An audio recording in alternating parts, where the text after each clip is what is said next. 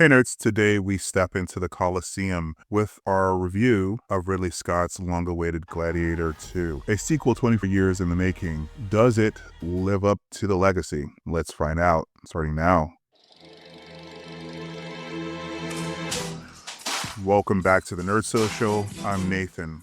As always, if you want to skip ahead to our analysis or ratings, check the chapter links below. This is actually the second time I'm recording this. I recorded this review with Colin, but only his audio was captured. So what I will try to do in the edit is add his observations about the movie. So you'll see some cuts and I'll try to note when I'm going to cut to Colin. This film debuts on November 22nd, has a runtime of 148 minutes, is rated R, and you can catch it in Dolby Atmos in IMAX, which is how I saw it on Tuesday, and standard definition. This is one of two big films coming out this weekend, and there's a link above to my review of Wicked, where I included my thoughts about which movie is most worth seeing if we can only see one. I may touch on in this video as well. But first, let's dive into this epic tale of vengeance, power, and gladiatorial spectacle. The spoiler-free logline for this film is, after his home is conquered by the tyrannical emperors who now lead Rome, Lucius is forced to enter the Colosseum and must look to his past to find strength to return the glory of Rome to its people. Gladiator 2 is directed by the legendary Ridley Scott, known for his incredible contributions to cinema, including the original Gladiator, Blade Runner, and Alien, and more. With decades of experience, Scott brings his signature epic style, attention to detail, back to his long-anticipated sequel. The screenplay is written by David Scarpa, who previously worked with Ridley Scott on All the Money in the World, and is known for crafting intricate, character-driven dramas. Scarpa collaborated with Peter Craig, a writer with an impressive resume, including The Town and Top Gun Maverick. The story is also based on characters created by David Franzoni, who penned the screenplay for the original Gladiator. Paul Mescal stars as Lucius Verus,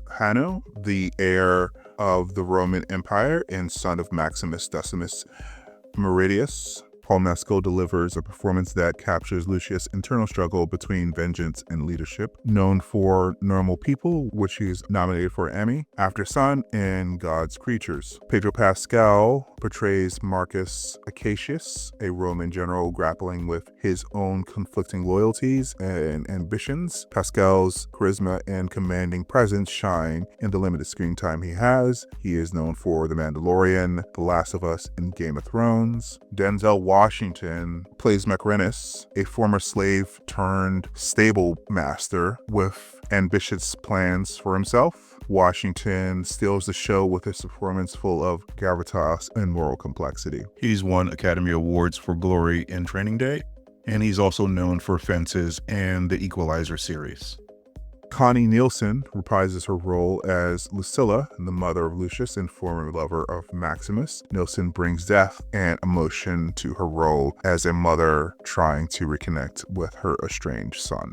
She is known for Wonder Woman, The Devil's Advocate, and the original Gladiator, as I mentioned. Joseph Quinn plays Emperor Gita, one half of Rome's co-emperor duo, whose cunning and paranoia fuel much of the political tension. He is known for Stranger Things, Overlord, and A Quiet Place Day One, and there's a review of that above. Fred Heckinger plays Emperor Caracalla, the unstable, erratic co-emperor whose actions destabilize Rome further. He is known for White Lotus and Fear Street. All right, tuck in as we start to analyze this film in our spoiler-free review. I'm going to let Colin go first, so I'm going to cut to the original recording of him, and then I'll go. Spoiler-free thoughts. I loved this film overall. There was a lot of action. Be prepared for that. Especially there was one scene that I thought was amazingly done, and I only read about it in middle school when I took the required Roman history class, and we'll talk about more about that when we get to spoilers.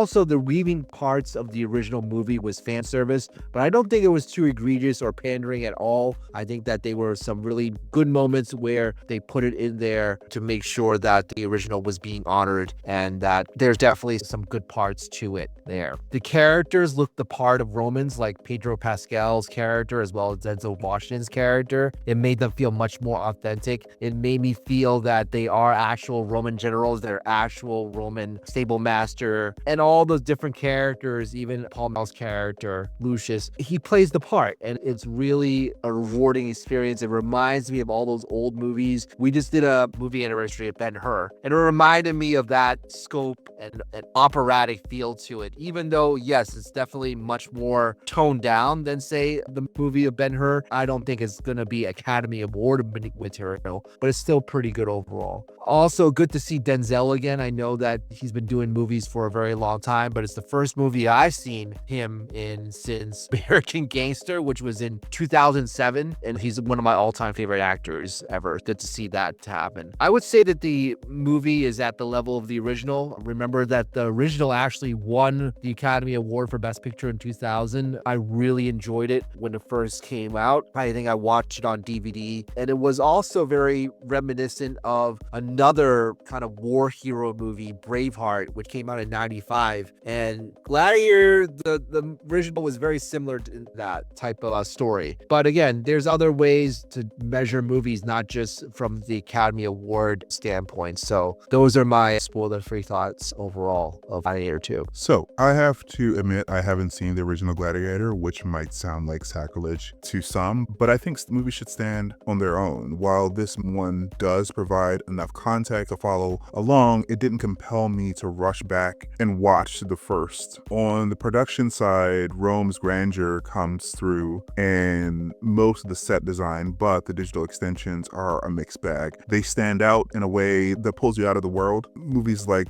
Wicked, for example, have done this better by blending practical and digital elements seamlessly. The costuming design, though, is a highlight. Civilian attire particularly stood out to me, showcasing Rome's opulence and excess. The two designers really brought distinct visions to the military and civilian costumes, but my preference, as I said, was the over-the-top civilian costumes. The cinematography is visually striking, but slightly dampened by the yellow hue color grading. Without it, the details of the sets and the costumes could have shown even brighter. Action scenes vary in quality. The naval battle at the start features unconvincing ships, but becomes spectacular once the fighting moves on land. CGI animals in the Gladiator arena are another hit or miss element. Some work, others feel distractingly out of place. Performance-wise, Denzel Washington steals the show for me. As Colin mentioned, as Maximus, blending charisma and moral complexity. He's really the hero of the movie to me. Paul Mescal does solid work, but struggles with the somewhat inconsistently written character. Pedro Pascal, while effective, I think is underutilized in this movie. One thing that may divide audience is the film's thematic whiplash. It starts with really compelling arguments for Rome's decline, but seems to backtrack for a Hollywood-friendly resolution. White guys are in charge. You'll leave impressed by the spectacle, but once you start to think about it, maybe puzzled by the politics. All right, so I'm gonna jump to the video where Colin gave his rating for the movie, and then I'll come back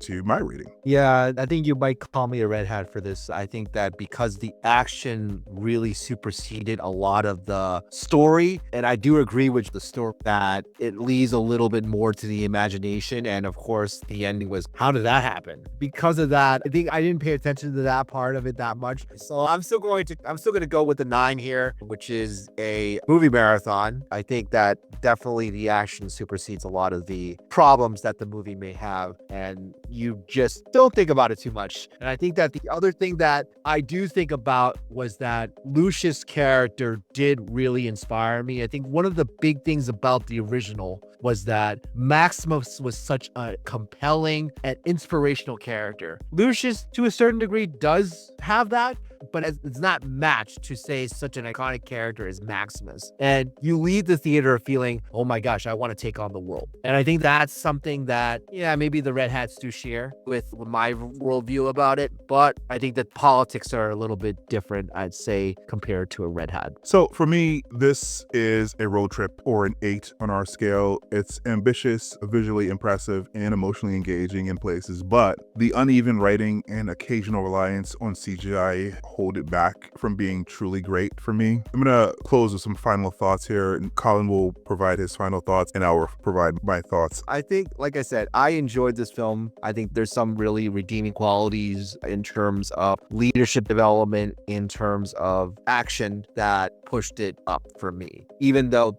We talked endlessly about all the contradictions that are there, and his journey made no sense here and there. It still overrid a lot of the problems because of what I said. I think I probably will only revisit scenes from this film because it really does have some grand set pieces, which we'll probably get into in a spoiler breakdown of the film, but I don't think it holds together logically, which is why I'm more excited about seeing Wicked again. So that's what we think, but we want to know what you think. Did Gladiator live up to its legacy? How did you feel about the performances, action, and politics? Let us know in the comments below. If you enjoyed this review, don't forget to like and share. Please subscribe for more in-depth analysis of film and TV. Thanks for watching, and I'll see you in the next one. Bye, guys.